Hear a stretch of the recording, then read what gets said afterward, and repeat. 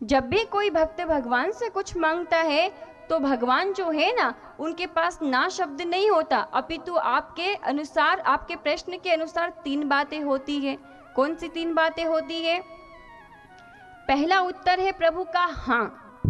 आपने कुछ मांगा, आपको तुरंत मिल गया, समझ लेना कि ठाकुर जी की इसमें हाँ है। दूसरी बात, आपने कुछ मांगा और आपको मिला नहीं, आपने कुछ मांगा और आपको मिला नहीं, आप बार बार वही चीज मांग रहे हो, लेकिन आपने जो मांगा उससे विपरीत आपको मिला, तो समझ लेना कि इसमें भगवान की कौन सी वाली इच्छा है? प्रतीक्षा। अभी जो तू मुझसे मांग रहा है ना, ये अभी देने का समय नहीं आया। भगवान जो है हर जीव को समय आने पर हर चीज की प्राप्ति कराते हैं। जैसे जब हम जन्म लेते हैं तो केवल दूध ही पचा सकते हैं, इसलिए ठाकुर जी हमें दांत देते नहीं हैं। जन्म लेते ही शिशु के मुख में दांत नहीं होते। क्यों नहीं होते? क्योंकि अभी उसकी देह जो है वो केवल दूध का ही पाचन कर सकती है, इसलिए ठाकुर जी दांत नहीं देते। और जब दांत देते हैं तो फिर भोजन की व्यवस्था भी करते हैं। तो समय समय पर जीव को जिस चीज की आवश्यकता होती है ठाकुर जी उसको उपलब्ध करा देते हैं, लेकिन जीव जो है उसको भगवान की इच्छा समझ में आती नहीं है, भगवान को समझ नहीं सकता है, इसलिए उनसे विरोध करता है। इसके बाद तीसरा वाला आंसर क्या होता है प्रभु का? तो आप जो मांग रहे हो वो आपको मिल ही नहीं रहा, आप मांग मांग करके और परेशान हो गए, फिर भी आपको वो वस्तु नहीं मिल रही है।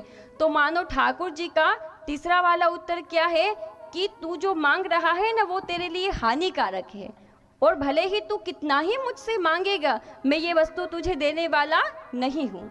क्यों नहीं दूंगा? क्योंकि अगर दे दी तो तेरे लिए ये नुकसानदायक होगी, तेरा इसमें कोई लाभ नहीं है। एक डायबिटीज का मरीज होता है ना महाराज, हमारे ठाकुर जी का भक्ति से कितना गहरा संबंध है ये आज आप जानिए।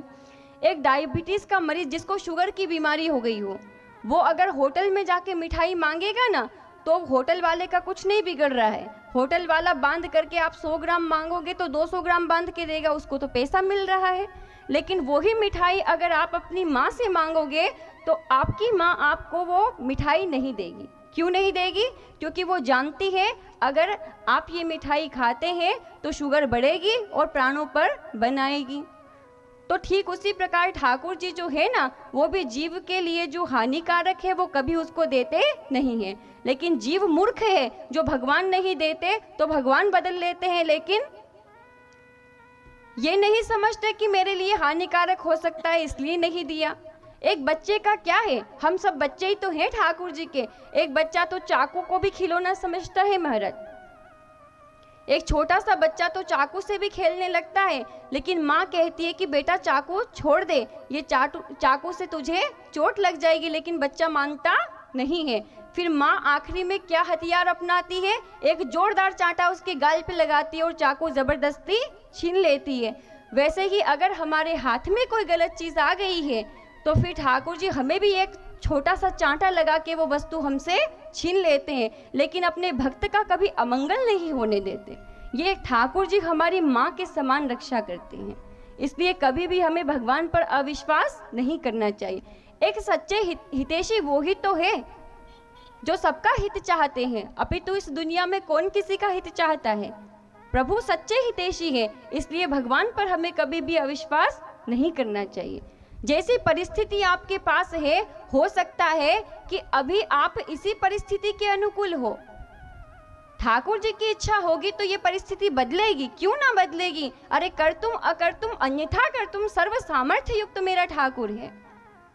विश्वास तो करके देखो, कमल दिन में खिलता है, लेकिन जब ठाकुर का प्रागट्य हुआ ना महाराज, कमल का स्वभाव है कि सूर्योदय के साथ ही कमल खिलता है, लेकिन जब ठाकुर जी का प्रागट्य हुआ तो रात्रि में मेरी यमुना मैया में कमल खिला है।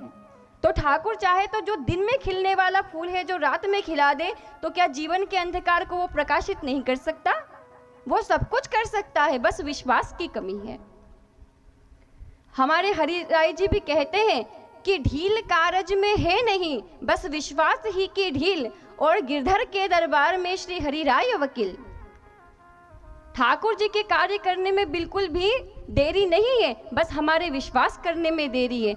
प्रहलाद को विश्वास हुआ तो खंबे में प्रकट हो गया, और जिसको विश्वास नहीं था वो मूर्ति में से भी चला गया महाराज।